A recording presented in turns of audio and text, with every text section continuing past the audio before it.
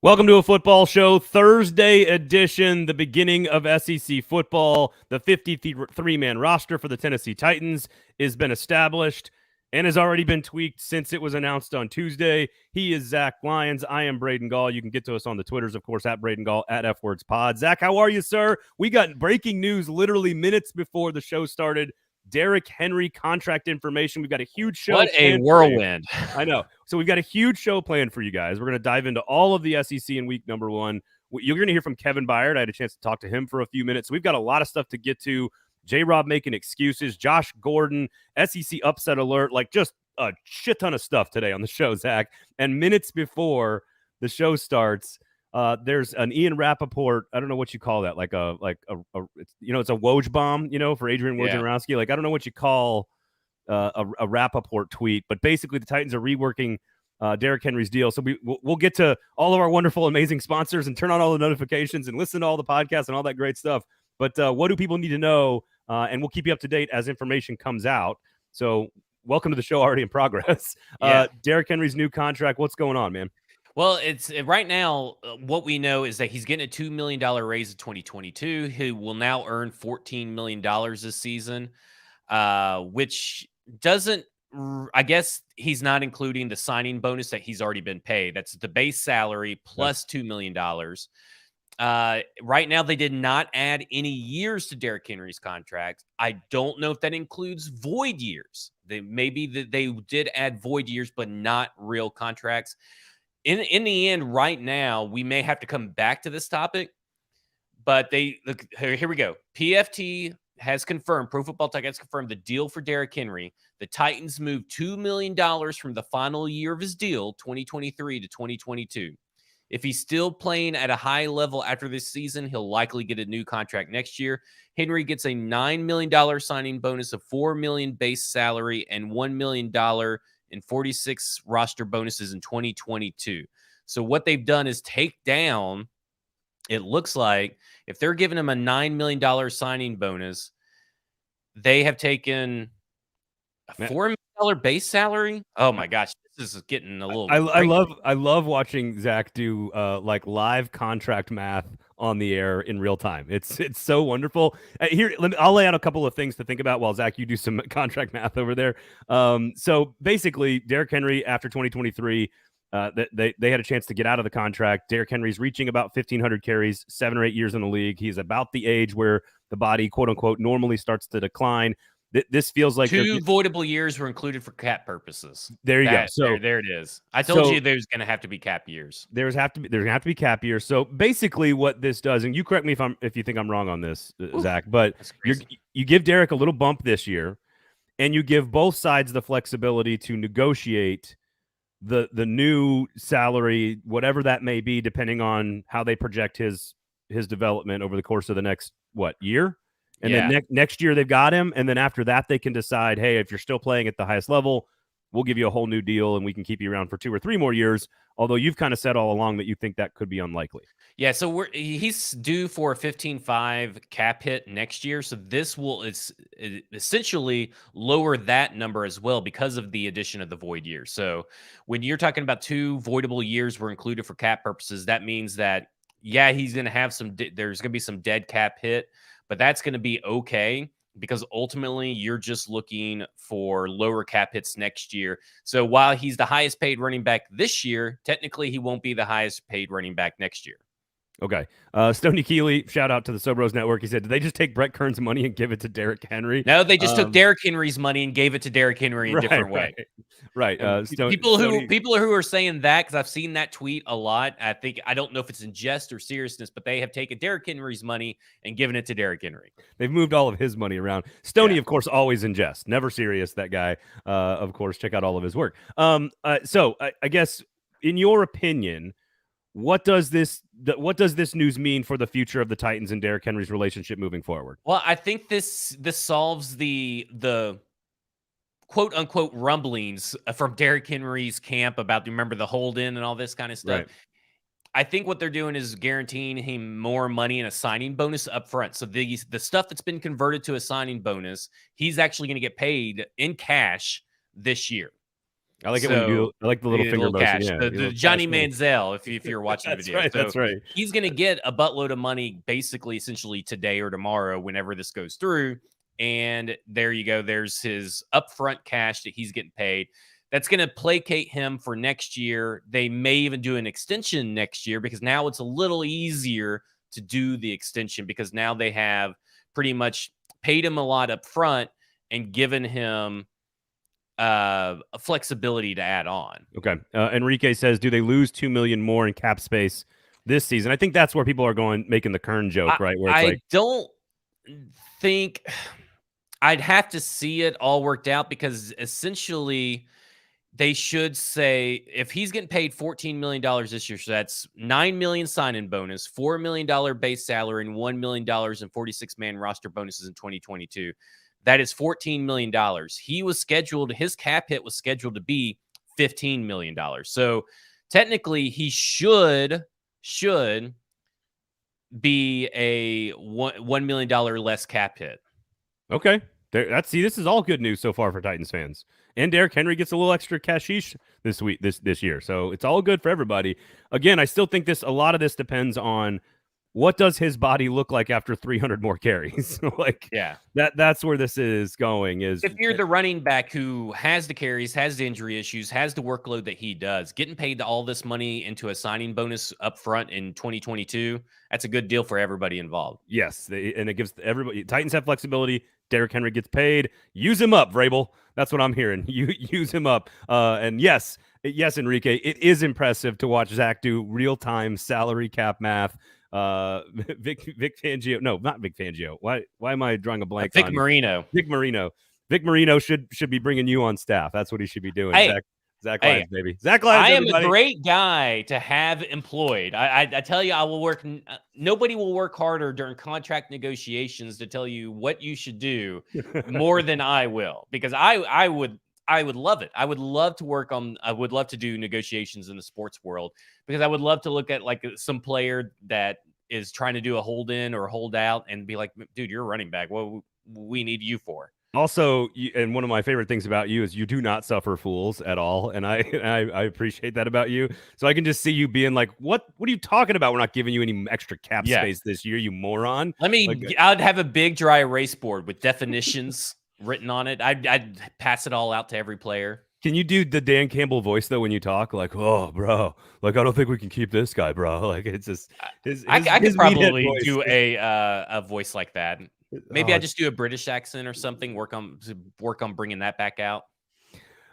Tim on Twitter says, and I think Tim's in our fantasy league. Tim on the comment says, I've taken differential calculus and I still don't get how salary cap hits work. Hey, so I write an article every year and try to explain all definitions and everything for you. And if you want to, you could probably go back and go to BroadwaySportsMedia.com and pick that up. And it's free, so you don't have to. But I do encourage you to pay for some Broadway Sports Media. Yes, here we go. So let's get to how we would normally start the show, which is special thanks to our awesome and amazing sponsors, the Kingston Group and Weiss Liquors.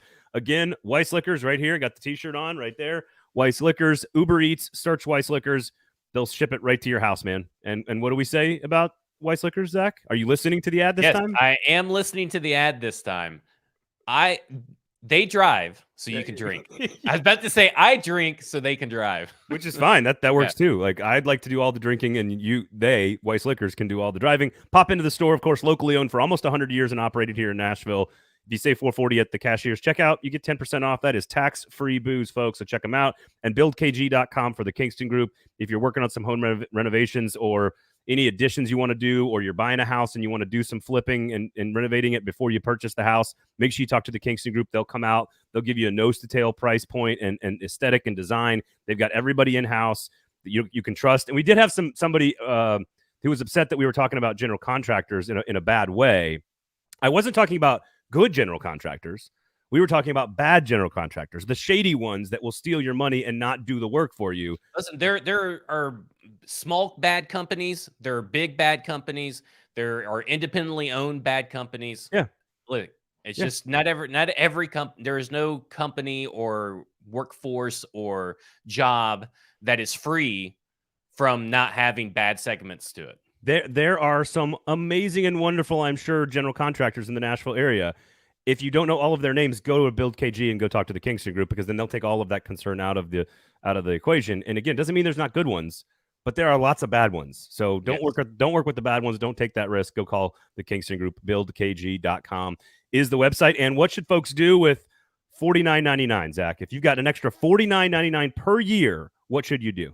You should go to BroadwaySportsMedia.com, use promo code Insiders, get your first month 99 cents, and then it bumps up after that. But do the annual. Skip over that. Go to the annual one and save over 40% if you do that. There's so much great stuff going down the pipeline.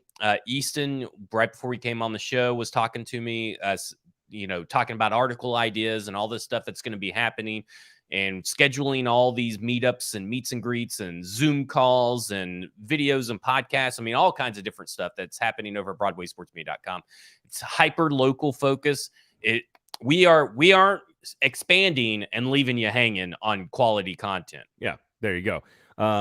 So make sure you check it out. Of course, follow all the accounts. Check out all the other shows as well. And you know what? If you want to go to the national scene best of and vote, find the category that's like best live stream football show about the Titans and SEC football, and write in a football show, like, we would not hate you for that. Like, go ahead and write that in if you want. Check out the F Words Pod, Music City Audible, Club and Country, Fringe Element for the SEC folks. We got all kinds of stuff, the YouTube page as well. And obviously, if you're watching this on the YouTube page, we certainly appreciate you guys supporting us, and share the show. Tell somebody about the product. We do appreciate it. All right. You're going to hear from Kevin Byard. I had a chance to go into an NFL locker room, Zach, for the first time since 2019. It was very odd. Everyone was in there. All the reporters were in there on Wednesday. It was very interesting, but I had a chance to get like about 3 minutes with Kevin Byard trying to explain the Titans culture. So we'll play that for you guys coming up a little bit later on. We'll talk about the 53-man roster, some of the smart decisions, Josh Gordon, Jon Robinson talking about COVID excuses. It's a loaded show. Dude, we got so much shit to get to. And then, of course, week one in the SEC, we've got some rapid fire. We got games on Thursday night we'll get to. We got some teams on upset alert. And then, of course, we've got some major stuff coming in the form of the biggest games in the SEC. Real quickly, if you would like to be a part of our fantasy league on a football show, we've got 4 spots left. So make the case either in the comments right now or on Twitter at Braden Gall, at FWordsPod. Make the case for you to be in the league. We'll pick 4 more people, and then we're going to have the draft next week. And next week, big news. That's all I'm going to say. Next week, big news. You'll get a podcast on Monday, and then we'll be back live on Thursday. And I'm just saying you should tune in.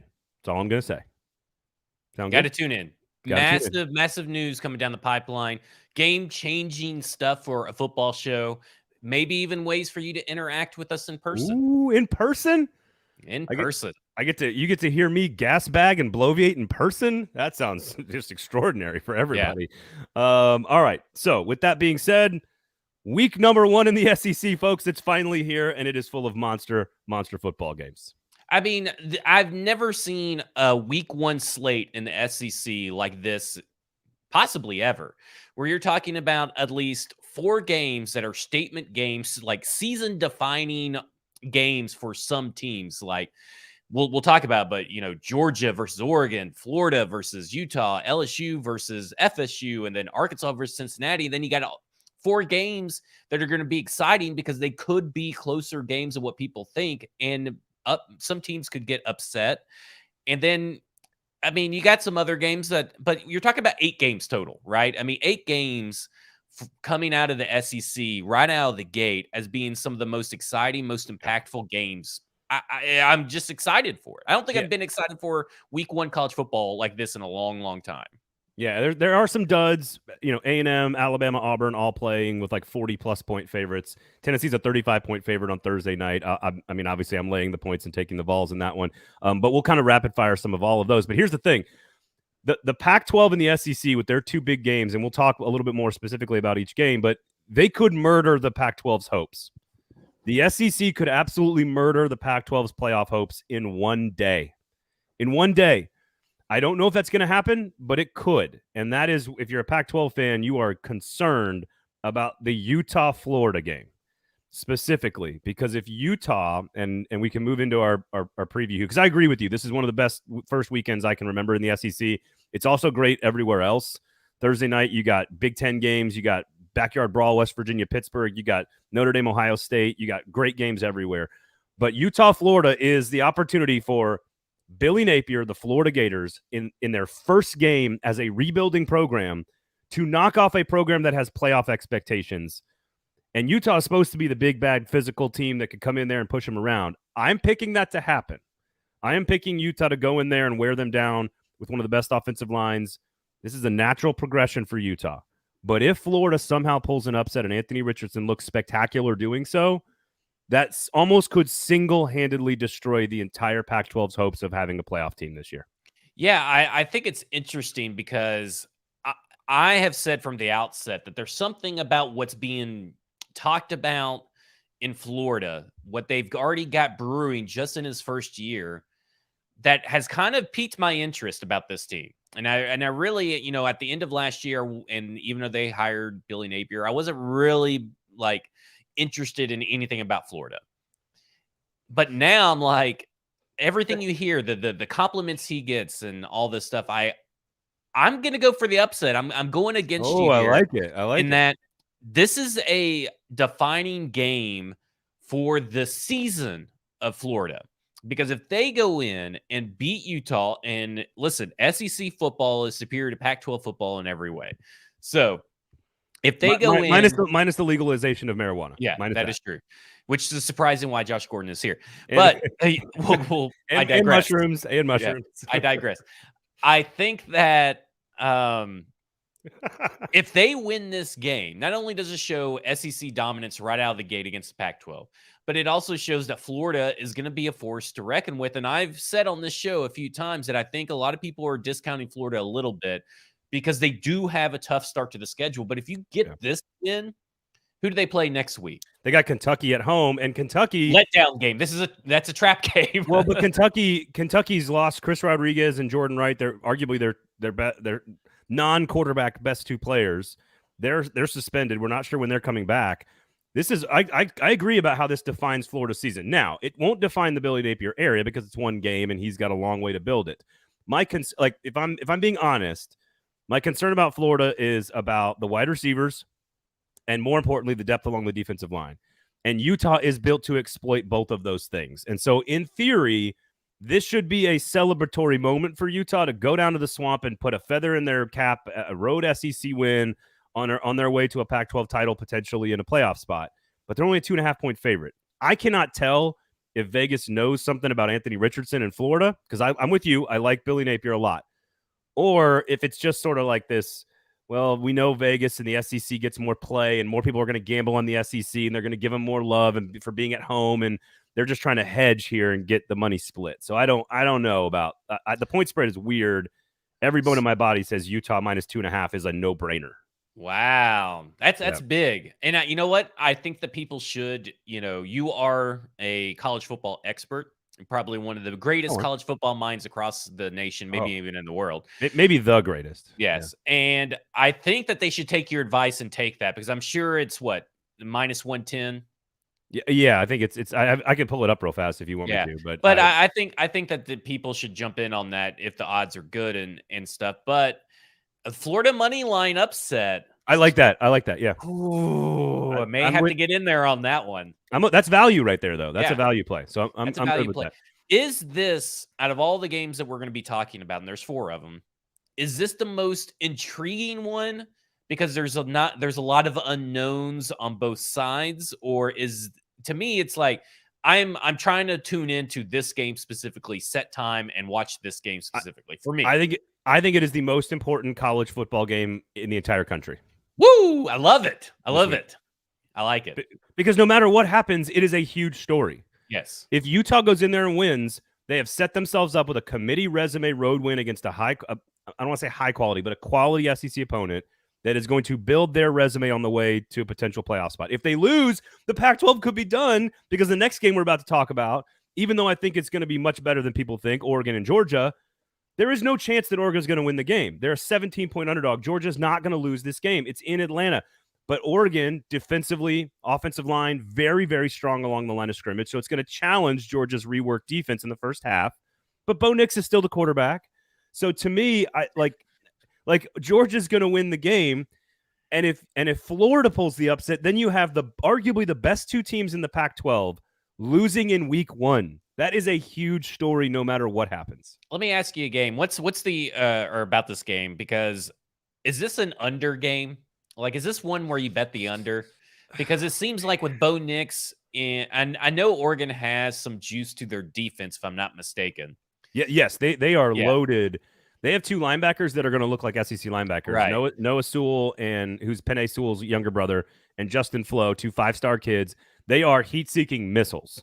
Yeah. It is going to be fun to watch them against the So Georgia. I feel like betting the under seems like I would almost take Oregon's points, and I would bet the under because I feel like this is going to be a lot closer game than what people think. Now, I tend to agree with you. So I look at it this way. It's if Georgia wins by 3 points. Okay, so let's say they win by 3 points. Oh, man. What does that say about Georgia, and what does that say about Oregon? All right, that's a great question. It would say, one, that all the – like, I've been hyping up Oregon since March. Like, I think they could be a playoff team even with a loss to Georgia. So I think they're very good, but they need good quarterback play. It means that all the things that we think about Oregon are true. One of the best offensive lines in America, one of the most talented front sevens in America, and that the quarterback has been upgraded from last year, who was Anthony Brown. Now it's Bo Nix, and that Bo Nix is sort of, now that he's free of the shackles of the Plains, he's actually becoming like the player we all thought he could become. And so I think that's what it tells us about Oregon. What it tells us about Georgia is that replacing 15 players and all that talent on defense is going to take a little bit longer than we think. And I think this is the most interesting part of the game. Oregon's offensive line versus Georgia's defensive front. If Georgia just shuts that shit down, then they're going back to the playoff, and they're going to be in the Atlanta for the SEC championship game, and all that 5-star talent that they're replacing 5-star talent. Like, they lost all these guys to the draft, and they're replacing them with 5-star guys. Like this isn't like Ole Miss going to the portal for like 22 guys. This is Georgia took 0 players in the portal. 0. Kirby Smart looked at his roster. We're like, we're good. we're good. So it's about Georgia's defense maybe being a little slower. And then, of course, the damn commentary about Stetson Bennett will never end at that point. So if the Oregon's defense has a good chance to really make some noise against Stetson Bennett and get that, I know that's your least favorite. I feel like it's your least favorite player topic this year, the narrative that Stetson Bennett is not a good quarterback. I'm so tired of it. Like, yeah, he led 2 75-yard touchdown drives against Alabama in the national championship game to win a ring. He was one of the most efficient players in the entire country. He's got the best tight end room I've ever seen. Like, I've never seen a tight end room like Georgia's got this year with Brock Bowers, Darnell Washington, and Eric Gilbert. They're going to be unbelievably creative with those pieces on offense. They have one of the best offensive lines in America. Like, Georgia ain't going anywhere, folks. Like, I think they're underrated. I think Georgia's actually underrated. I would not gamble on this game, Zach. I like where you're going with the under, that, you know, there's some like feeling out happening early on. This feels like one of those games where it's either going to be a blowout or it's going to be extremely close and low scoring. I lean towards Georgia can easily just blow them out. I lean towards blowout. The over-under is 52.5. That's a pretty small number. That is a small number for college. But I think you're right, though. I think this is more like a 24-3, 27-7, 30-10 kind of game. Like, so that either Oregon backdoor covers or Georgia barely covers, but that they're both low scoring because they're both very good defensive teams. I mean, I think the only way they get to that 52 is if Georgia scores like 40 or 45 points, which I guess is possible, but I wouldn't bet on that. So I'm not touching that game. But Gotcha. that is a fascinating good on good matchup along the line of scrimmage to keep an eye on. I'm a lot more interested in this game than, you know, I was probably like 3 or 4 months ago. Like, Oregon's sneaky good. Yeah, Oregon can make a little bit of noise in this game. It just depends, can they hold up for 4 quarters? Because eventually Georgia's going to push their way through. And also, you've got a quarterback that Kirby Smart has played against 3 times in Bo Nix. Dan Lanning, the head coach at Oregon, just left Kirby Smart's coaching staff last year, won a ring with Georgia. Then there's a receivers coach for Oregon that's now on Georgia's coaching staff. So there's all this like cross-pollination that's happening where like both sides know each other extremely well. So it's going to be fascinating X's and O's to watch for sure. Yeah, it's going to be crazy. And I think this game is a little interesting. Florida State versus Louisiana State, the battle of the states. And I saw a tweet or an article. I can't remember which one it was, but I think it was a tweet for an article. And it said that Brian Kelly should have Nick Saban-like expectations. And I thought that was such a great thing because Brian Kelly's coming in and he needs to be coming in and start winning big games right away because that's who he's supposed to be. I feel like there shouldn't be, it was a rebuild year for Brian Kelly. If he's as good as he says he is with SEC talent, he should be making statement again. Do I think he should be winning a championship like first go around? No. But the expectations for this year should be dominating games that they're supposed to dominate. And, and then next year should be, okay, if they did what they were supposed to do in year one, year two should be championships. I think that's fair, especially at LSU when if knuckleheads like Les Miles and Coach O can win national titles, then Brian Kelly should be able to as well. So I think that's completely fair. Expectations at LSU should be national championship. He's also been to the playoff twice and the BCS title game once. Like he passed Newt Rockne. Like you can't pass Newt Rockne and not be good. So I think he wasn't very good when he got to those playoff games. This is what makes him interesting. This is why. And actually, I thought Notre Dame acquitted itself very well in 2020 in the playoff against Alabama. I thought they gave Alabama, like they didn't challenge Bama, but they played Bama as well as anybody did that year, other than Auburn, really. So I think. Here's the thing. The reason he's at LSU is to get that fifth star player, like that extra star on every recruit. And they can't do that at Notre Dame because of self-imposed sort of like limitations, whether that's behavioral or educational or whatever, and geography. He went to LSU to fish in a bigger pond. That's it. And then he went fishing, by the way, for the first time in his entire life. He caught a fish. He said at media days to me, he was like, yeah, I caught a fish for the first time in my life.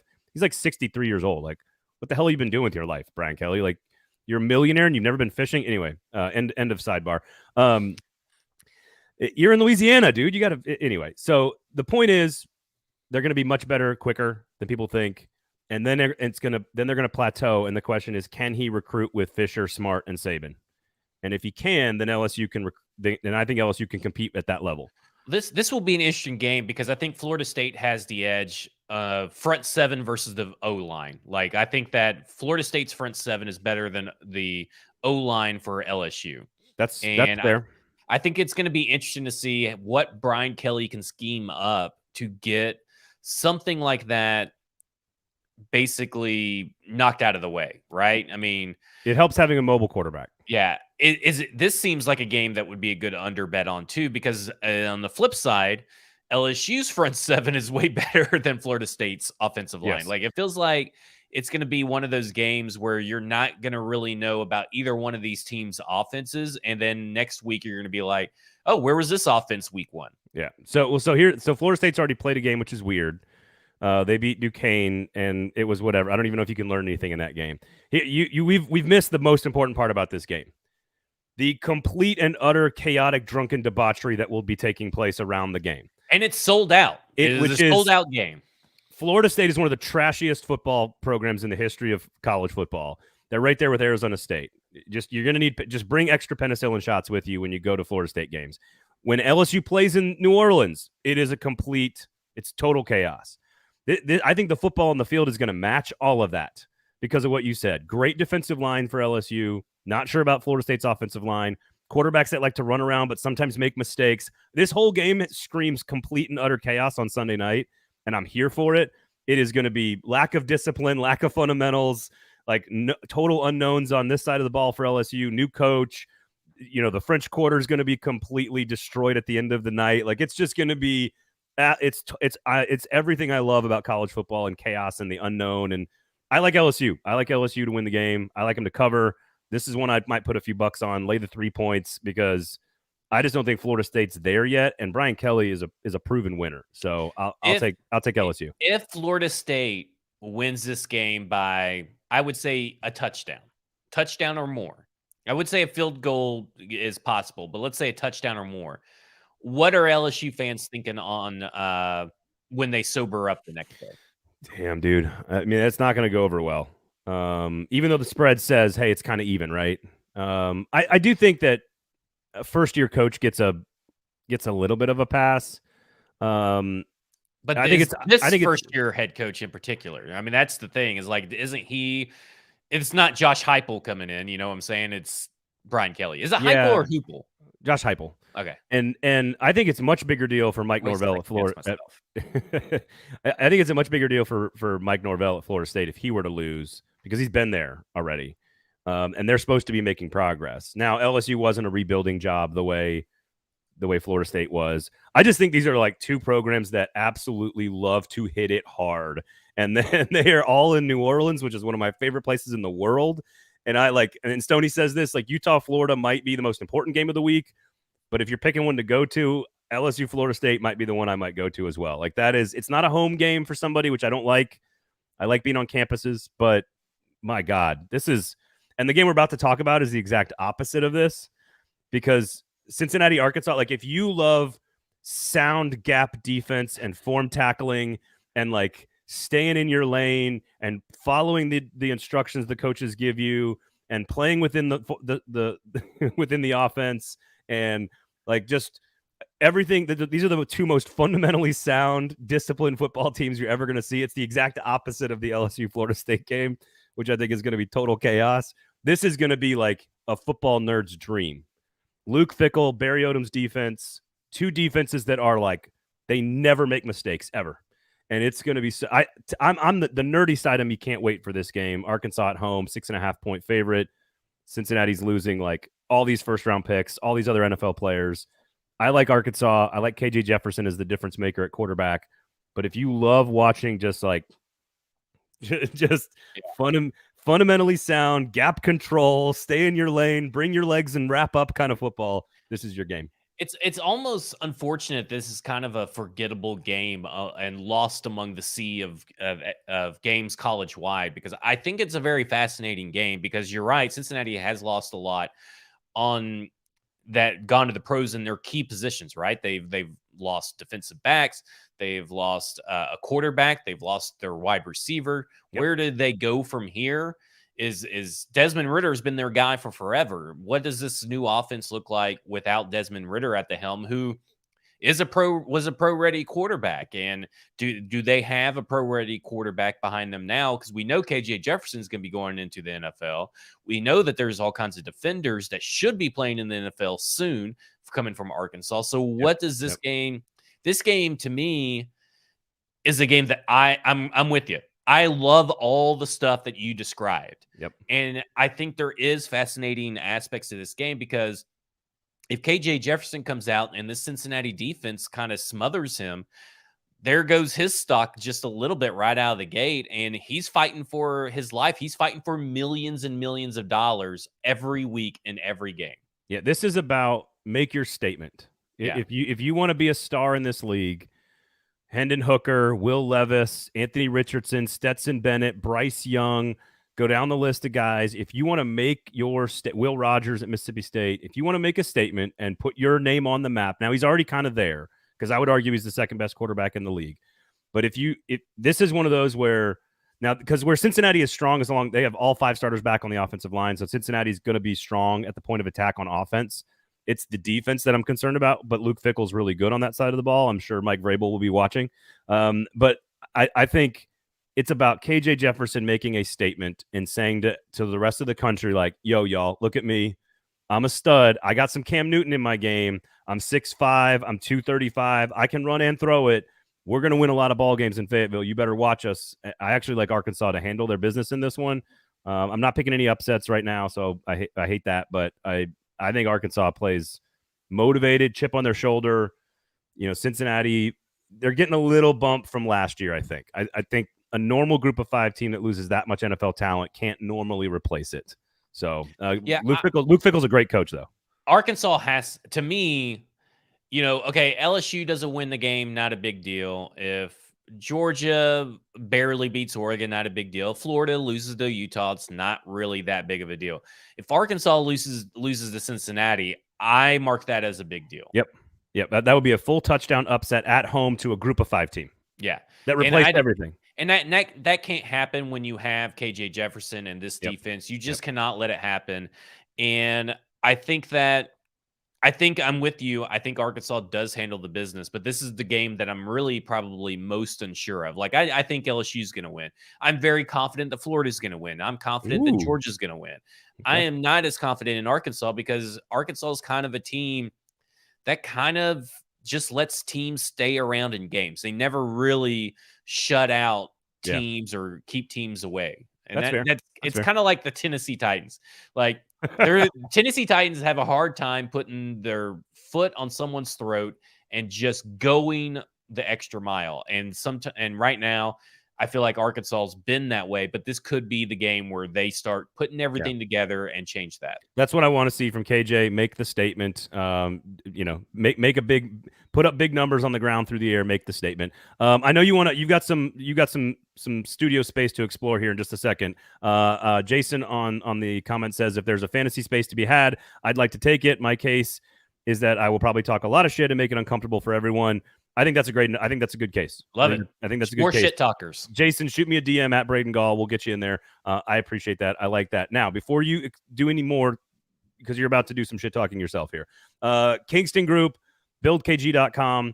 If you're looking to make a home renovation, just talk to them. My wife and I are looking at doing some stuff. We've got Kingston Group coming in and taking a look at all this stuff to give us design ideas, to give us the best price point, and to make sure that somebody kind of walks us through the entire process. No concerns about anybody taking our money and then bolting in the middle of a project. So Kingston Group, buildkg.com, of course, is the website. Go check them out. Nashville's locally owned custom home and remodeling firm, and they're award-winning, Zach. Award-winning. They're like me, award-winning. Which I'm assuming is about to be, we're about to win some awards with this next rant. So the floor is yours. These dirty maroon cowboy fucks in Starkville. The Memphis Tigers are coming to eat your lunch. I cannot wait for the Memphis Tigers to upset the Mississippi State, whatever they are now. Aren't they like Sharks or something? Or that's the other Mississippi school. Oh, the other Mississippi. They're all the same. Mississippi is one big, massive turd of a state. Every town is the same. Everything, it stinks. The only state that stinks worse than Mississippi, physically stinks, there's a stench to Mississippi, is Arkansas. Arkansas is the only state that smells worse. Wow. They're all awful. The Ozarks, Northwest, it's a pretty smells state. Awful. It smells like bear shit everywhere, and nobody bothers to clean it up. It's horrible. When you go from Memphis over to West Memphis, Arkansas, just crossing the bridge, and once you're over in Arkansas, to go buy your 30 packs of beers, because they used to have 30 packs of beers over there at a Walgreens, so we'd go there all the time. Nice. Smelled awful. I wish that I had surgical masks to wear back then. Dude, Arkansas with the shrapnel here. Anyway, I'm getting off topic. Now, great documentary, by the way, about West Memphis, Arkansas. Yeah. If you want to really ruin your Friday night, go watch that documentary. And I agree with Stoney. Fuck Missouri while we're at it. I got pulled over for a speeding ticket there, and I hate them. The cop was an asshole the whole time, and he pulled me over in a 10-lane highway. So fuck Missouri. Wow. Anyway, fuck Mississippi State. They're annoying ass cowbells. It's the worst gimmick in the college football. I hate it. It is so fucking annoying. And I'm telling you right now, the Memphis Tigers are going to upset Mississippi State. There's your upset pick. Lock of the week, Mississippi State -16 at home against Memphis. No Calvin Austin. No officials making terrible calls this year like they did last year and screwing up the game. This one's at home. Mississippi State exercises some demons, and Mississippi State rolls over your Memphis Tigers. Memphis State, go back home. Not going to happen. This is going to be like when Eli Manning threw 4 interceptions against the Memphis Tigers on the opening game. We're coming for that ass, Mississippi State. I love the phrase "coming for that ass."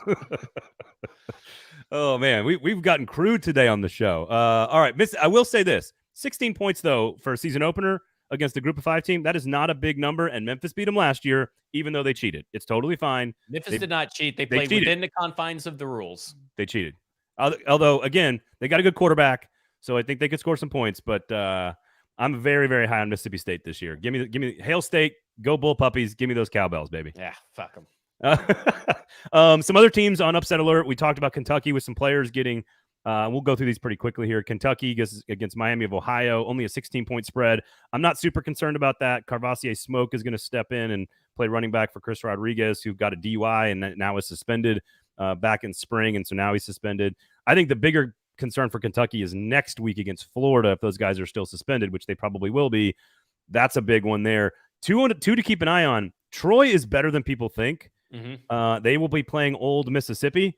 And Troy's like a 21-point underdog. I would take the points. I would take Troy and the points in that one because I think that defense is better than people think. Ole Miss wins, but keep an eye on that one. And the real one to watch is Georgia State, South Carolina. I want you to remember that I said it right now on the show. Do not be surprised if Georgia State and that rushing attack with Sean Elliott, the coach who used to work for South Carolina, goes into Columbia and plays extremely well. Give me Georgia State Panthers plus the 12 on the road against Spencer Rattler and the Gamecocks. Cock Commander will be shaking in his spurs at the end of that game. I'm not picking the outright upset, Zach, because I don't have the balls, but I like Georgia State plus the points. I like Troy plus the points.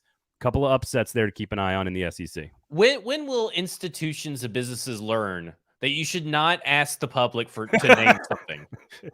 They're lucky that nobody submitted Cocky McCock face for this for what they're talking about. That's what I would if I would have known that this was going on. I would have submitted Cocky McCock face. Cocky McDick face. It's got to be Cocky McCock face. Just cock, like Bodie McBoat face. Just all cock. Just all cock. Just all cock. Yeah, it's got to be. I'll just all cock. We are terrible people. No, I think it's interesting. I think Georgia State could kind of like they did Tennessee a few years ago, upset this team. I mean, why couldn't they? I mean, what is it about South Carolina outside of Shane Beamer being like Ryan Gosling over there? Everybody's just all in love with Shane Beamer. Outside of that, what did the South Carolina Gamecock Cocky McCock faces have? I can't with you. They have they've got an upgraded quarterback and receiving core, good tight ends. They're going to throw the ball a little bit. Their offensive line is garbage. And again, Georgia State likes to pound the football, and South Carolina's defensive front wasn't exactly all that last year. They should have lost to Vanderbilt. They probably shouldn't have gotten to a bowl game. So I think South Carolina is a little overhyped here. And again, there's a reason that this is a 12-point spread. Like, people were talking South Carolina 8 wins this year. 8 wins for South Carolina. Yeah. Why are you a 12-point favorite at home against Georgia State then? That doesn't make sense. Seems like a game that should be, when you're scrolling through it, you're kind of surprised it doesn't say like 24. The point spread's not 24. This is exactly what Vegas wants. It screams take South Carolina. Yeah. Which means you go the other way. Right. Take Georgia State Panthers, baby, plus the 12. There you go. Like it. I'm writing that down because I don't want to forget it when we get off, because I'm going to make that bet. All right. You want to go rapid fire for some other teams? Because Tennessee Volunteers, by the way, are going to play a football game on Thursday night, favored by 35. What about Ball State, which is why South Carolina should be up higher than what they were. But what about Ball State putting out this graphic and misspelling the word Tennessee? Oh, I didn't see that. Oh, you didn't see that? Lucas Panzica, I believe, misspelled Tennessee. They misspelled Tennessee in the graphic. Oh, in the graphic. God. And either this is an institution. This is what David Letterman's pissed off about this. Yeah. So where's Blaine Bishop? Isn't he a Ball State guy? So there were people who are like, we can't wait to play, or can't wait to beat Ball Tate's ass. Ball Tate's leaving off words. But what kind of social media people do they have over there running this thing that don't know how to spell Tennessee? It's pretty bad. That's pretty bad. I'm trying to find it right now. That's pretty bad. One thing from this game, Josh Heupel and Hendon Hooker have to make a statement game, and they need to win by the 35 points by minimum. Oh my God. Yeah. They got to win by 35 points by minimum. He's oh my godding the tweet, not oh my godding my No. Yeah, you're right. For those not watching, which you should be, of course. Yes. I just saw the tweet. That is Hendon Hooker has to come out slinging that ball. They need to win by that 35 points. They're going to score a boatload of points. Here's what I want to see from Tennessee, and we'll be quick on this. I want to see havoc plays on defense. I want to see guys like turnovers, sacks, interceptions, tackles for loss, drive stopping plays. I want to see players on the defense step into roles where they wreak havoc and make plays. Because I'm not worried about the offense on Thursday night. They're going to roll. They're going to crush them. Who steps in outside of Barron and Young on the outside of pass rushers? They need playmakers on defense.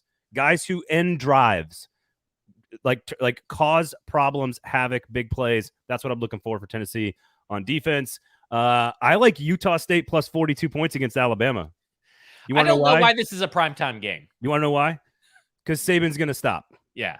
Well, but he's not one of those guys that does stop. No, he wants to yell at his team. That's what I'm telling you. Oh, so you're saying that he's going to stop on purpose. Nick Saban is going to have guaranteed 3 to 5 insane outbursts this year in the media because he knows his team is so good that he has to feed him. Like he's got to get the rat poison thing out of there, right?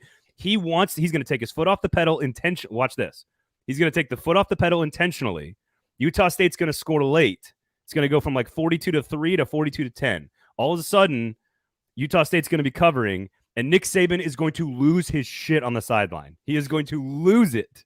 And it's all going to be because he's trying to keep his team focused on whatever the hell he's trying to do, which is win a national championship, I guess. Here's what I'm going to say about this game. I'm Utah a noted State. Alabama fan. I will not be watching this game. I will be watching Florida versus Utah. I really want to go to the soccer match, man. Austin coming to town, 2 MVP candidates, but I can't cheat on my football, man. It's a football show. Not football. Do they have TVs there yet? No. Fucking stadium? No, they don't have TVs in the stadium. It's ridiculous. Oh my God. Geodis. Come on, Geodis. A&M, keep an eye on Haynes King, the quarterback. They made a decision to go to him. He's a guy that if he's good this year, Texas A&M could make a playoff. So keep an eye on the quarterback for Texas A&M. They're playing Sam Houston State. Vandy, how about this? I told you guys, take the over for Vanderbilt. Yeah. If they beat Elon this weekend, they are 2-0. I like that it's a question. If they do it. 2-0. If they beat Elon Musk's university. If they beat the guy who built a spaceship shaped as a penis to go to Mars, 2 wins for Vandy. They only need 1 more and they hit the over the entire season. So keep an eye on that one. I told you guys to take the Vandy over 2.5. They got that. If they can win this game, I think they'll handle Elon. But if you beat Elon, you're 2-0 on the season, and the greatest team in the SEC currently to date, the only team with 2 wins. So what else? Auburn's going to look good. I love that Brian Harsin is 3 days away from starting his second season, and his boss is now not there anymore as of today. Yesterday was his last day on the job. The guy who hired him, and now he's out. Alan Green is out. So keep an eye on that. What else we got in the SEC? Missouri I think that's everything. Is the last one. That's Thursday. Just keep an eye on the freshmen. They got a 5-star receiver, Luther Burden. Brady Cook's a young quarterback, so keep an eye on the offense. They should be fun. They're a 20-point favorite over Louisiana Tech. That's that could be a fun offense to keep an eye on. Watch them develop over the course of the year. Eli Drinkowitz has been bringing in some 5-star talent on offense, so just check out the young talent there from Missouri on offense. Should be fun to watch. Otherwise, I think that does it for the SEC. So I think we're good. Okay. Before we hear from Kevin Byard, make sure you go to Weiss Liquors, of course, one of our amazing and spectacular title sponsors of the show. Uber Eats, Weiss Liquors. This is your cue, Zach. Oh, Weiss Liquors. They drive so you can drink. I love it. We're getting there. We are professionals, I promise, despite everything you've heard the last 49 minutes. Okay, so go to Weiss Liquors. If you pop in and you buy some booze, say $4.40 at the register, you will get, of course, 10% off. So that's tax-free booze. 1932, locally owned and operated independently by a local family here in Nashville for almost 100 years. So go check them out right there near the Titan Stadium on Gallatin and Main Street, right there in East Nashville. So go check them out. Weiss Liquors and the Kingston Group. We love you guys. So go check them out. Okay. We're going to talk Titans. We're going to talk 53-man roster and J-Rob, and we'll talk some of that stuff today. This is mostly a college football show, but I had a chance on Wednesday to go into the locker room, and first time since 2019, and I had a chance to talk to Kevin Byard for a couple of minutes about what I want to know is why is it working for the Titans? Why does Mike Vrabel's communication style work? How do you describe the culture on a granular level? And here was what Kevin Byard had to say to me. I mean, one way I would describe culture is when things are going bad in the building, whether it's, any type of adversity, and I was just in the football sense, like when you drop 2 games or you drop a game against a team that you should have beat, or a disappointing loss or something like that, how do you respond to that? Because at the end of the day, I don't think you really, how would I say, you don't necessarily raise your level to, I might be saying this wrong, but the things that you do every single day that's how you overcome, bad times or stuff like that. It's not like you raise your level or you lower your level to competition. You can just raise your level to what's your standard, like what's your base level type deal. And I think that the stuff that we do every single day, and I will use an example, we've done a lot of joint practices. I've been here with Mike Vrabel, and usually when I'm talking to guys on other teams, at the end of those practices or in the middle days, like, y'all guys practice like this every day? You guys practice hard like this every day? And I'm telling some of the young guys, like, this is what helps us win games. when the national media or whatever says that we don't have all the talent or we don't have a lot of superstars, we don't have a lot of Pro Bowls, whatever it may be, but I've never had a losing season since I've been there. It's because of those, the way we practice, the type of guys we bring in this locker room, the way we buy in. That's the culture. You know what I'm saying? Those everyday things that we do allows us to, win those close games or be able to play 91 guys and still be a number one seed. I think that's when I look at culture it's the things that you do every single day continuously. That's what your culture is. So when because it's easy to ride the emotions of a year, but when things are going bad, what do you fall back on? You fall back on your foundation or your culture versus, when you look at teams that maybe have a lot of talent, when they face adversity, you might call them front runners or maybe, but it's just not a front running culture. Is that a Vrabel accountability, like every day, like teaches that every day to you guys in terms of accountability? No, absolutely. And like I said, I think at this point, especially when he first came in, obviously his first couple of years here, he really had to stress that really hard. Yeah. But I think now that he's been here for going on 5 years or whatever it may be, I feel like I think it's going on 4 years. We have the leadership in place that we're able to hold guys accountable. It's not just Vrabel always has been doing it. And that's how you want it to be. Like, he's going to hold guys accountable, but you have to get to a point where the guys in the locker room are holding guys accountable. He can focus on other things, obviously coaching the team, and not having to be that enforcer, that asshole, whatever it may be. So like I said, we have a good pulse on, what works and how to win games. So when guys come here, we just not necessarily get on it, but let them know, hey, this is how we do things here. And if you want to be here, if you want to be a part of this winning culture, this is how we're going to do things. Cool. So that was Kevin Byard. Some of that's cliches, but I thought some of it sort of explains that your expectations when you show up, you better be doing your job, that players are holding other players accountable. I also had a chance to talk to Austin Hooper about this because he's a new face, and I said, was it noticeable from day one? And he said, absolutely. It was a totally different thing. And I love Byard's comments about the joint practices where everyone's like, do y'all always practice like this? And he's like, yeah, man, this is how we do it. Yeah, I think it's great because what I like about it is essentially when Vrabel first got here, a big to-do was made about leadership from the players. This team has leadership from the players and blah, blah, blah. What I like about the interview is that basically Vrabel, for his answer was, I don't expect them to be leaders. I expect them to be players. I am the guiding hand, essentially, is what he said.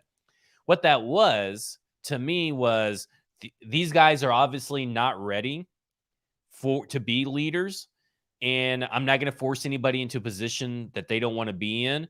And he led by example, and now other players have taken his example and run with it. And what this tells me, a lot of people credit Mike Mularkey and Delanie Walker for turning around the locker room. Kevin Byard's words right there let me know Mike Vrabel turned around the locker room. Yeah. I'm not giving credit to Mike Mularkey and them anymore because Kevin Byard said, essentially, we did not know how to be leaders, pretty much. Like, we weren't ready for what Vrabel wanted. And he said, he was like, he had to be on us pretty hard early. Yeah. And now he doesn't have to as much. If the locker room was turned around with a bunch of great locker room leaders, that wouldn't have had to happen. Yeah, and that's okay that it did happen because in the end, we've talked about it almost all offseason. The change in Kevin Byard's vocalness and how he really opened up to you off this question was fantastic. And then Ryan Tannehill's attitude has changed. And then you hear about David Long knowing that he's going to have to step up. Everybody knows what's on the line. Taylor Lewan's progression as a leader has really blossomed under Mike Vrabel. It was going nowhere fast under Mike Mularkey in the first few years of Vrabel. It's amazing. And we talk about all the time, the Mike Vrabel effect that he has on players. Yep. And I would give some credit to Lewan too. I mean, maturing, getting older, becoming a father, I think a lot of that stuff, he's got to get credit for some of that too. And I was talking to Mike Herndon about this on Twitter real quickly, where he was like, you look at some of these pieces, the Titans are getting younger, which is what they want, barely kind of each year. But a lot of we talked about Derrick Henry's contract. There's a lot of guys on this team like Lewan and Tannehill are over 30. And we don't know how long these pieces are all going to be here. And you kind of have to constantly be in a shuffle of like, all right, we're moving on from a veteran, moving on from Jarrell Casey, we're moving on from Logan Ryan, we're moving on from Brett Kern. You have to constantly be shuffling. And what it means is that people like Byard, who probably might be here for longer, they've got to train the next wave of those guys. Like David Long is now, I think, going to blossom into that type of player. Jeffrey Simmons has to become that type of player now, which I think he very much is. So Christian Fulton needs to take over some of those roles. Like, you're going to need to see that like next wave of guys kind of come up and take over. I'm just fascinated by the human element of football in a locker room and why it works. Like, why does Mike Vrabel work? Why does Sam Pittman work at Arkansas? Why does Nick Saban work at Alabama? Like, I'm fascinated by how you get humans to buy into the same thing and then focus on detail every second of the day. Like, that is such a hard thing to do. And I think it separates the great coaches in the NFL from the bad ones. And I think Vrabel is as good as it gets when it comes to that kind of stuff. So, yeah, I think it's going to be, it's very interesting. And we've been on this when people bring up the fact that, is there something going wrong? Is Mike Vrabel losing the team? You know, the stupid shit that gets said here and there. I think we've been saying there should be nothing anymore said about Mike Vrabel as a coach and about losing the locker room. Unless he's going in there and murdering people, the locker room is going to be fine. Which he could do with his bare hands, probably. He could. Most of those players, everybody but Jeffrey Simmons, probably. I had a chance to talk to a few other guys. The only one that really stood out to me is I talked to Chance Cable for a little while, and I was like, just give me something about Lane. Like, give me something. He goes, yeah, he loves Pilates. I was like, okay. I love it. Lane Kiffin lost a bunch of weight, and I don't. Lane Kiffin is so fascinating. Like, he's such a weird dude. He's not the guy that you think he is on Twitter. He's actually like this weird, quiet, like keeps to himself guy. But apparently loves Pilates. Lane Kiffin loves Pilates. What a weird guy. What a weird guy. Yeah, he is. All right, 53-man misses. But basically, I think you got like 47 or 48 out of them right. They've made a move now. Racey McMath is on IR. Cody Hollister, come on down. A part of the starting lineup. But the big news, of course, and we'll get to the Dennis Daly trade as well. They add some depth there to the offensive line.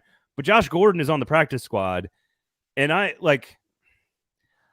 don't know what to think of this, because I know how talented he was a long time ago, but I also know all the other things he does. Now, I don't personally give a shit if someone smokes weed. I just don't care. It's not that big a deal to me.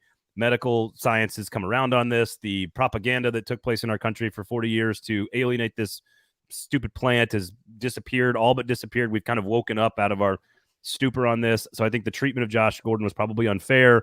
But he was good a long time ago, Zach. What do we make of this? Here's what I make of it is that while he's not the best option for your fifth wide receiver, because that's essentially what he's going to be, I still would like a Preston Williams. I think technically Marcus Johnson would be a little bit better than Josh Gordon.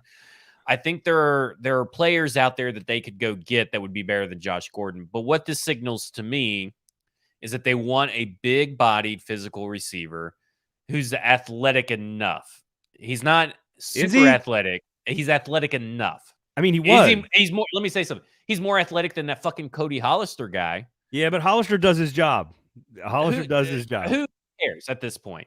You have 50-something other players that can also do his job. He's not a remarkable run blocker, and that's just he's just a guy that gets in people's way. Can't someone else do that? He doesn't have any athletic ability. He's caught some passes here and there for like 40-something yards or 50-something yards in 4 years. Why does Jon Robinson and this staff put on a pedestal the hard-working blue chip and pale guy instead of getting some guys with some fucking upside that could do something different? Racey McMath and Cody Hollister are not even realms of the same athletic ability or same type of wide receiver, where Josh Gordon is a little bit closer to Racey McMath than Cody Hollister is. In the end, this is a wide receiver 5. In the end, that is pass catcher 8 or 9 on this team, like in the pecking order. Yeah, that's true. Dontrell Hilliard was always going to get more passes thrown his way than probably Racey McMath was. But the problem is that Racey McMath is your deep threat. Now, I know that Treylon Burks can be the deep threat, but now you're taking and putting an additional role onto a rookie that he may not be really ready for. Now, if he's running the deep outs or running the deep routes, who's coming across the middle to take the slant to the house? Yeah, definitely not Dez anymore. So. Yeah, so to me, it's like Cody Hollister doesn't do it for me. Josh Gordon, in all honesty, doesn't do it for me either. He's just better than Cody Hollister. And if that's the bar that this team wants to set, then that's fine. It's just not a good enough bar for me anymore. I'm sick of these. They're just guys. I'm sick of the just guys because they happen to be super nice hard workers. I guess my question is they know more about Josh Gordon than all of us do. And I guess Josh Gordon, again, if you're telling me Josh Gordon is even 80% of what he was when he played in the I league, think you'd be lucky to get that he's 50% of what he was. And I think you're right. Even at 60%, he is more athletic than Cody Hollister. I'm not arguing. I am not debating who is more athletic. It's more about just remember that Golden Tate guy that everyone thought we should get? Yeah. Julio Jones did this too. I mean, I'm not suggesting that Josh Gordon is Julio Jones, but I just don't know, and so I'm okay with him earning his way onto the practice squad and onto the team, and I'll be interested to see what he looks like. If he's been training every day and eating well and is in great shape and all this stuff, then yeah, he's probably much better than Cody Hollister. If he's just taking bong rips and sitting on the couch, then he's not going to be better than Cody Hollister, and that might not be fair to him because again, I don't judge. If you want to sit on a couch and get high, I don't care, but I don't know. I think Cody Hollister has earned more respect. No, he has not. Than you are giving him. No. Why? He doesn't have a touchdown. He doesn't have multiple 100-yard games. He has earned nothing for respect. He is just a guy. I agree. He's an average. You could put a mannequin out there and get the same kind of production out of that mannequin. I think it's ridiculous. It's kind of like Mason Kinsey. What good is Mason Kinsey? What good is Des Fitzpatrick? What good are these players that that you've seen enough of? If Cody Hollister was so good, why does he always get cut? Every chance they can get. They cut Cody Hollister and move him off the roster. And they're going to do the same here. I think it's the floor. There's no upside. I agree with you. He is the tiny house of wide receivers. He has a low floor and a low ceiling. They're practically the same. I agree. A mouse burrows into your wall, like the houses that Jerry used to live in Tom and Jerry. That is his floor and ceiling. That is. I don't disagree with you. It is the smallest. Why even mess with them when you got guys like Preston Williams or Vincent Smith? Bring me the unknown guy. I get that's Josh Gordon. Yeah. That's what that is. And again, he's better than Cody Hollister, but he's still not going to fix the problems that they have with Racey McMath potentially being gone 8 to 10 weeks, depending on the injury. It could be as little as 4, but if the hip injury is a fractured hip injury, is going around, then that could be 8 to 10. We've got no clarity, and we probably will never get any clarity other than, Racey McMath isn't on the team today. We're only going to talk about the players that are on the team. Stoney says, I didn't see Josh Gordon fighting for an extra 6 yards on a play against the Cardinals' third-string defense on Saturday. I don't know who you're defending, Stoney, with that comment. Are you defending me or are you defending Zach? I don't even actually know what you're doing with that comment. But I do appreciate stirring the pot. I do appreciate that. All right, do you want Dennis Daly? What are the Titans getting in with Dennis Daly, going to get him to add? Again, this is a guy who had some potential, played some games, wasn't great, but he is a depth piece. He looked so relieved and excited to be there, didn't he? In his interview, he looked so happy. I thought maybe he was high. He was so happy. And it was, listen, it's hard for me to judge rookies coming from the disaster of a team that came from Carolina. Yeah. And I understand there's not a lot of good tape, but multiple teams were obviously interested in him. I think the Steelers and the Titans were the most interested. And I think that's why you've heard from multiple teams that it was the Steelers and the Titans. And I think that's eventually it was a bunch of teams. Steelers and Titans went up, and then Titans beat out the Steelers. Yep, I think that's right. Okay. So I went back and I compared the stats of Dennis Kelly, who played 3 NFL seasons, and Dennis Daly, who played 3 NFL seasons, who both got traded after playing their 3rd season in the NFL to the Tennessee Titans. Dennis Daly was better than Dennis Kelly already. That Dennis Kelly. Now, can he be as good as 2020 Dennis Kelly at right tackle? Can he be that guy? I don't know. Will he score 2? Will he score 2 touchdowns? Yeah, we'll see. But here's the thing. You know who made Dennis Kelly that 2020 Dennis Kelly? This staff. Yeah, it's true. This staff got the most out of him. So why can't they do the same thing with Dennis Daly?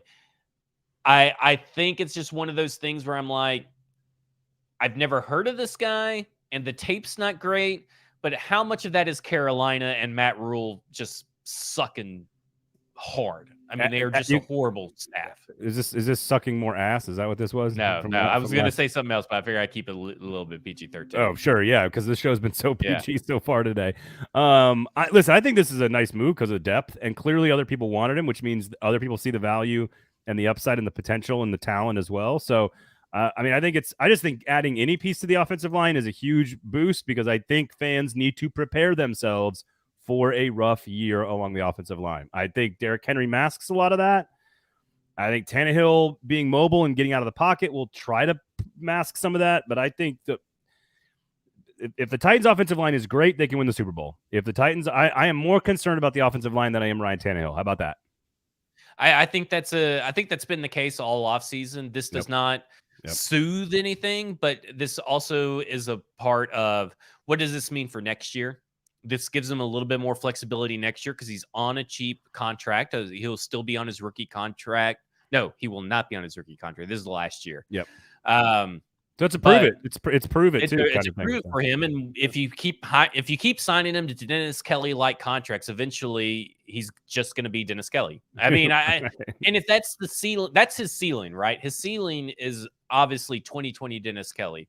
And for the people that wanted Dennis Kelly back on the Tennessee Titans after he got cut by the Colts, why? Yeah, because he's been battling because he's a great guy. Yeah, that's the number one. He's a great guy. I love that Jon Robinson had to mention the Senior Bowl when he was talking about Dennis Daly in his press conference, because obviously if you went to the Senior Bowl, you're God's gift to fucking football. I mean, just ridiculous. Hey, don't hate on face-to-face evaluations, Zach, because Jon Robinson clearly needs face-to-face evaluations. Yeah, we'll get to that in a minute. To draft well. Any other misses before we get to Jon Robinson? I've done my hits and misses at BroadwaySportsMedia.com. I was going to say, go. So you can go to BroadwaySportsMedia.com and I wrote about that. Check out the podcast too. Yeah. Check out F Words Pod, Music City Audible. You guys did a great job covering all the cuts and stuff. So I thought the biggest surprise was Trey Avery. I think and the cutting of Chris Jackson in favor of Trey Avery. And I was kind of surprised that Chris Jackson cleared waivers. I thought he wouldn't, because most people want defensive back depth. Theo Jackson getting cut was interesting to me too. That one was very interesting. If you see, his locker is right next to Kevin Byard's. I talked to him for a second and just about Tennessee stuff, because again, I went to middle for a year and then Tennessee, so I had a chance to joke with those guys. And Theo did win the which school is better at football competition. Kevin had to shut up about that pretty quickly. So but I was surprised they cut him. He's a draft pick. He was running as the third safety. Like they're keeping 5 safeties. Like I was a little surprised by that. Well, I think keeping AJ Moore is a fool's errand and foolish, and I will never be okay with that. And whether a spot went to someone else or went to Theo Jackson doesn't matter. I don't think AJ Moore should be on this team. I wonder, because it came out that Theo Jackson had a concussion. I wonder if there wasn't lingering effects, and instead of putting him on the active roster, give him a little bit of break on the practice squad. That makes some sense. I think that Theo Jackson, I feel like Theo Jackson will have a good career for the Tennessee Titans, like a backup safety, like career-long backup safety, but he'll be a contributor. This isn't the end of the road for him. The defensive line, I don't understand 7 defensive linemen for a team that only typically uses 2 or 3 at any given moment. Like 3 of them. Yeah, give me a break on that. Well, I wonder, to me, that's like, all right, if Autry's a little banged up, if like you're kind of like hedging your bets there. But yeah, I thought you don't need both Kevin Strong and Deshaun Hand. I'm not sure why you needed both of those guys. So okay, so here we go. We're going back to the Derrick Henry. We want to wrap. Okay, Derrick Henry. We're going back to Derrick Henry. Gets a raise. Okay, so his cap hit, according to overthecap.com, his cap hit for 2022 is now 9.8, which it was 15. So it went down big time for that. So to me, that screams someone's getting signed soon. Okay. Meaning they wanted space on the cap to go make a move. Okay. Next year, his cap moved down like $200K, but he's got 3 void years according to overthecap.com. So 3 void years of 1.8 apiece, which is $5.4 million. Is the move, in your opinion, hypothetically, because they went and traded for an offensive lineman, is it more wide receiver or is it more offensive line? Or am I missing a position? No, I think that someone's getting paid as far as someone on their team. Oh, okay. So that would be Amani Hooker, David Long, Jeffrey Simmons. I'm going to throw something out there. Is Nate Davis holding in? Ooh, with his new bod? New body. He was supposedly healthy this whole time, and all of a sudden he's I'd pay not him. I'd pay him. I wonder if there's not a hold-in. That's also why they may have spent a 5th-round pick on a guy that can play right guard. And why we didn't see him so much for a while at practice. Just kind of saying. Okay. Just throwing a little conspiracy theory out there. Just wondering if this all isn't all connected. I would say that if you're looking at sort of moving Davis off of the hold-in category just to like who is going to get paid, go with your smallest numbers first, and that's going to be Hooker and David Long and Nate Davis probably before Jeffrey Simmons, right? So right. I think that would be a fair way to look at that. So yeah, that's opening up almost $6 million in cap space plus the 2 from Kern. That's an $8 million raise they could give somebody in theory if they wanted to do that. So yeah, it'll be interesting to see. Yeah, but back to the defensive line thing, it makes no sense. I think I'm going to write an article about Trey Avery. I've read a few articles about him, and then I heard Mike Vrabel's comments and Jon Robinson's comments about him.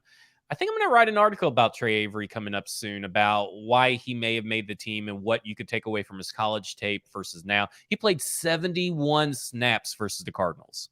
That's defensive snaps. That's a lot of reps. That is crazy. And he did a really good job, I think, in those 71 snaps at the time. So it'll be interesting to see, is Trey Avery one of those guys that everybody overthought in the draft that probably shouldn't have gone undrafted, but maybe should have gone 5th round?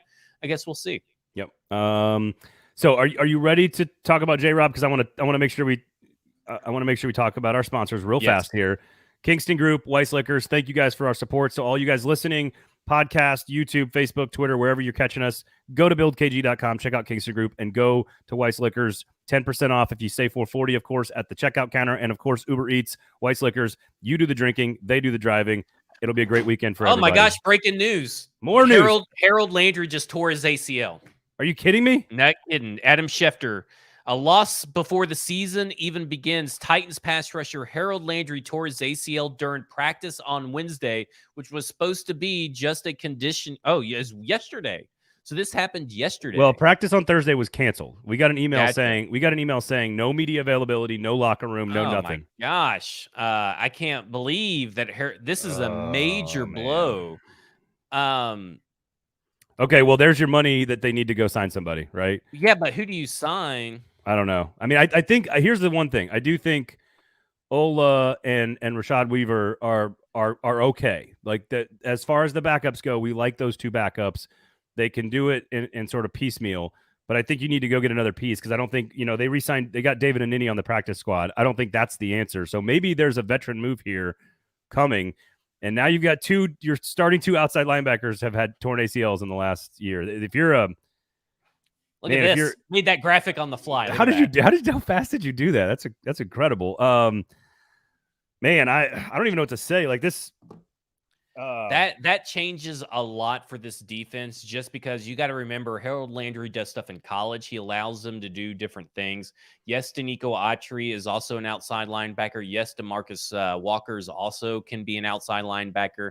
But now it's next men up and it's Rashad Weaver. I don't know where you go to find help for this. I mean, obviously you could bring up David Nini, who showed some flashes, but that is asking for a lot from 3 guys, Oladini, Rashad Weaver, and David Nini to do something to make up for this loss.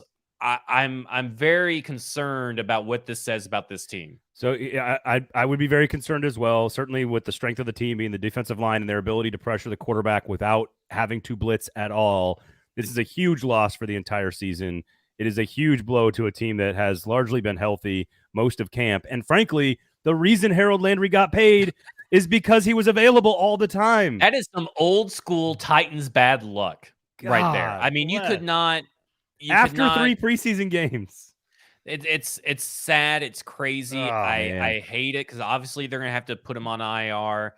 This team, after struggling all year, 91 players last year, Racey McMath, Harold Landry already off to being injured, and Harold Landry, who has somehow been healthy for 4 seasons, tear his ACL after he gets paid. That's a body blow.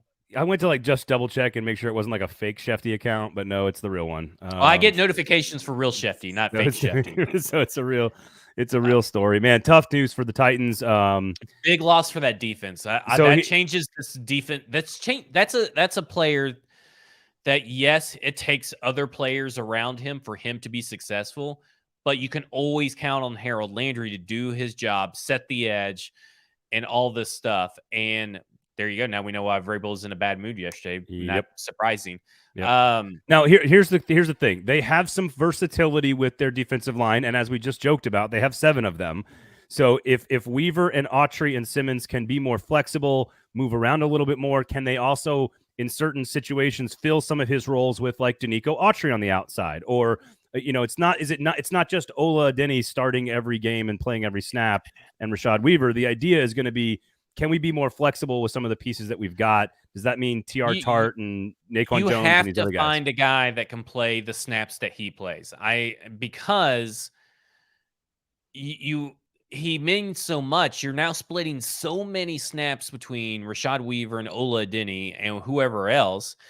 It's kind of like Racey McMath. Racey McMath was supposed to be the deep threat guy. Now you're taking some snaps, some assignments away from Treylon Burks.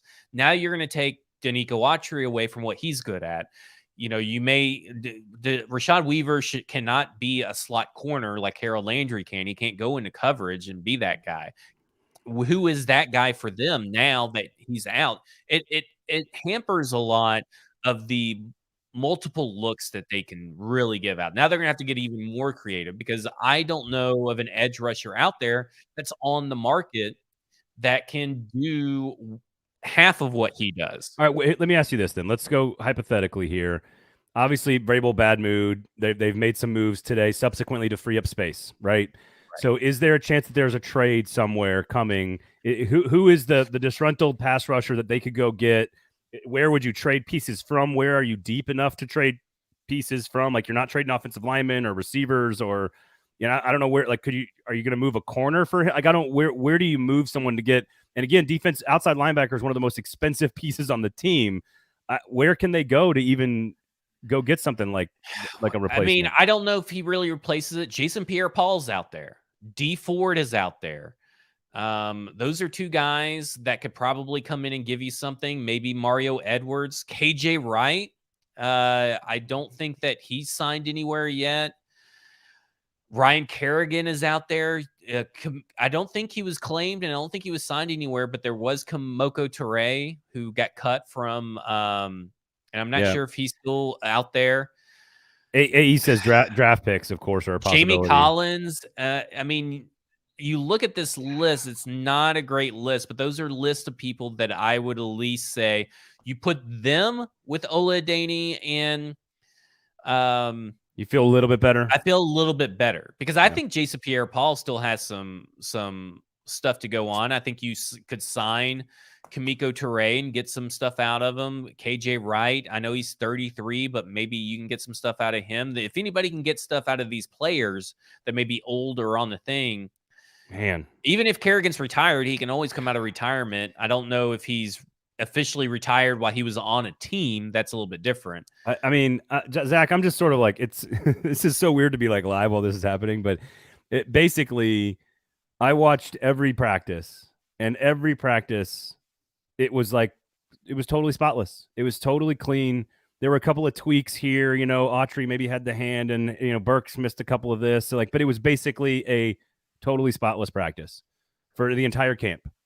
And then the very first practice basically that they have that is not technically a camp practice, like, man. Yeah, I mean, that's Kevin's right on there, and that's where it's concerning for me, is because it's when he drops into coverage, but especially around the goal line, where they use him a lot on the goal line as the threat to rush, and then they drop him, and it's just, they're going to have to adapt, and Mike Vrabel will. They'll do next man up, but they have. In my mind, this couldn't have come at a worse time, because you're still struggling to figure out your wide receiver room. Yeah, offensive line and offensive line, and now you got this. This is not great. I just I hate it for him. I hate it for the team. That's wild. That's going to damage that capability to be a top 5 defense, in my opinion. We were talking at the beginning of the season, top 5, top 3 defense. You may be lucky to be top 10, top 15.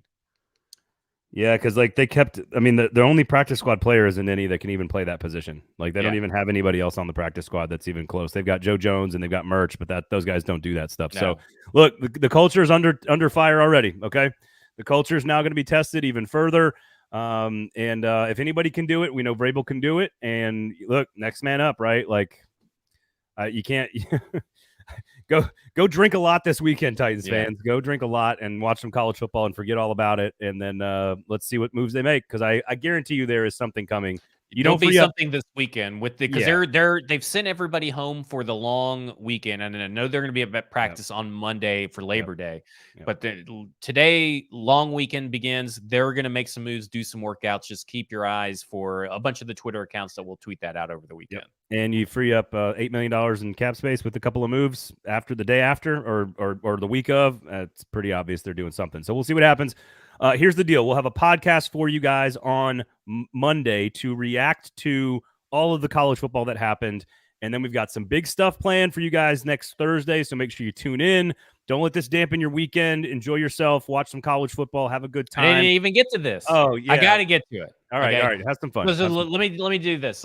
For those that listen to the podcast, we should maybe split this up podcast wise. Maybe you release one episode about our college football, one episode a little bit easier to consume. Titans and college football. All right, because this is an extra long show. But I want to play this clip where Teron Davenport, and this video is courtesy of Teron Davenport at @TDavenport_NFL on Twitter. Follow him if you don't, because you should be. If you're any kind of Titans or football fan, you should already be following Teron. I agree. He asked Jon Robinson a question about why he thinks the 2020 draft class was he words it a little bit better than I will, but why did it stink? Christian Fulton was in that class. Murch was in that class. Murch has made our team a couple times, and then he ended back up on the practice squad this year. We've got some guys in that were undrafted that are on that class. I've spoke about the guys that aren't here anymore. I'm not going to talk about those guys again. But I think that whole period of time was kind of weird for all of us, right? Because we were in this pandemic, we were locked in our houses, and we couldn't do anything. And it certainly, we tried to go through our process, TD, but it was just different, and it wasn't. I personally was not able to do what I normally do as I prep for the draft. Now, I did not go through every team's 2020 draft class, but I went through 8 teams. The Bills, the Ravens, the 49ers, the Steelers, the Chiefs, the Bengals, the Colts, and the Rams. Okay? I feel like all those people... Pretty good ones. Pretty good teams to compare yourself to, especially because one of them's in your... Everybody wants to say Jon Robinson is better than Chris Ballard, and I do agree to that. But my issue with all this is using COVID as an excuse instead of taking accountability and saying, I didn't adapt. I fucked up and did not adapt to the environment going on, because you're technically not locked into nobody was locked into their house and you couldn't go do things. And there's no way that you couldn't do Zoom calls. You couldn't do other stuff. It was obvious after the Isaiah Wilson fiasco, they really dropped the ball on their investigatory process and the way they scouted this draft class. And they let COVID hinder them and handcuff them, while these teams did not. The Bills still have 6 of 7 players that they drafted on their active roster, 3 starters. Baltimore has 9 of 10, 5 starters out of that 9. San Francisco has all 5 from their draft class, and 3 of them are starters. The Steelers have 3 of 6, 3 are starters. Chiefs are 5 of 6, 4 are starters. Bengals are 7 of 7, 3 are starters. Colts are 6 of 9, 4 starters. Rams are 6 of 9, 3 starters. Okay. Teams weren't affected by it, and some of these teams were in fucking California that had worse laws than Tennessee did. So more stringent laws, not worse laws, but more stringent, restrictive laws than Tennessee did. Yep. Everybody, no, that is not an excuse. That's not a valid excuse. This goes back to a thing that I've said about Jon Robinson for a little bit now. and we see it. He's put himself in a box that he cannot move past if there is an obstacle in his way. For whatever reason, it's why he's got to keep signing Cody Hollister and Mason Kinsey and these losers. He has to have hard workers. You know who needs to be hard workers are the guys that are the scouts in his thing. And I think that this class, only having one player left from that class, and that one player is a starter, out of the many people that have left and gone, because he says, well, I'm not going to talk about the players that aren't here anymore. Well, that's the problem. They're not here anymore. Yeah, right, exactly. And I heard Audible talking about this, like with Amon-Ra St. Brown drafted right after Dez Fitzpatrick, who, again, and I agree with Graver on this. I have been an Amon-Ra St. Brown super fan since he was a recruit coming out of high school. Like, that's a guy that you could just it was obvious to everyone he was great, and they traded up to draft Dez Fitzpatrick instead. Now, here's what I'll say. I agree with you that COVID shouldn't be an excuse.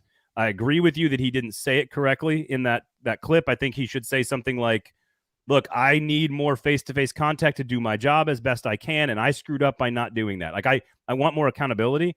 I will say that we know the Titans have a little bit more old school vibes, a little bit more face-to-face scouting. They're not as deep into the analytics. And again, we can argue if that's right or wrong. But Jon Robinson has a lot of W's on his draft resume. He just needs to take the L on this one and just be like, look, I didn't go out and talk to as many people as I should have, but I normally need to talk to people. So I didn't figure out a way to adapt to that. That's my fault. I got to take the loss on that draft class. So, like, there's reasons why it could have been more difficult for him, and COVID could be the reason, and I'm fine with that. It was more difficult for everybody. But to say that I see the point that he's making. Like, hey, I want to be face-to-face with people before I truly evaluate. Again, they brought in Burks the second time because they didn't like their first face-to-face meeting with him. They bring him in a second time, and they like him. So I think that there's some element of truth to what he's saying, but you can't say it that way. You just got to say, look, I wasn't able to adapt. My skill set didn't work in that situation. That was my fault. I should have done better. Take the loss and move on. So the 2020 draft class did not work out because I failed to adapt to the environment that was before me. I would have and first off, this is not a fire Jon Robinson rant or anything, or that I hate Jon Robinson anymore. I was just sorely disappointed in the answer, and I thought it was a really bad answer. And people say that I tend to paint everything in a positive light for this team. Well, here you go. I think this was a negative thing for sure. And I think that he did himself and the fans a real disservice by not taking accountability. If you are going to do pass-fail, win-loss on Jon Robinson's 7 draft classes, right? I just did the whole finger counting thing. I think he's 6-1. If you're going to count this year as a win because they haven't played a game yet, but like they look like really good players so far, or take this one out of it or whatever. I think it's the only class where you go, that's just a big L, dude. You got to take the L. It's a massive L, massive blemish, and that and moving up and trading up for Dez Fitzpatrick or that whole class and that, just awful. All right, I got to go get my kindergartner. Can I go get my kindergartner? Yes. All right, what a show. Just awful news, tough news there. For Harold Landry, of course. There'll be some more news. We got a pod coming for you on Monday, recapping all the football from the weekend and probably another move from the Titans. So we'll do that for you. No live show, but we'll have a podcast for you. So check out the feed. Go to Kingston Group. Go to Weiss Liquors, of course. Check out Broadway Sports Media. Go get yourself a subscription, an insider subscription. Use that insider code. Follow you, Zach, on the Twitters there at FWordsPod. There you go. You can get to me as well at Braden Gall. Everybody have a great and wonderful and spectacular Labor Day weekend, or at least try to. Kick your heels up, have a cocktail, watch some ball. That's how we do it. For Zach, I'm Braden. Thanks for hanging out with us. Mercifully, this show is over. This has been a football show.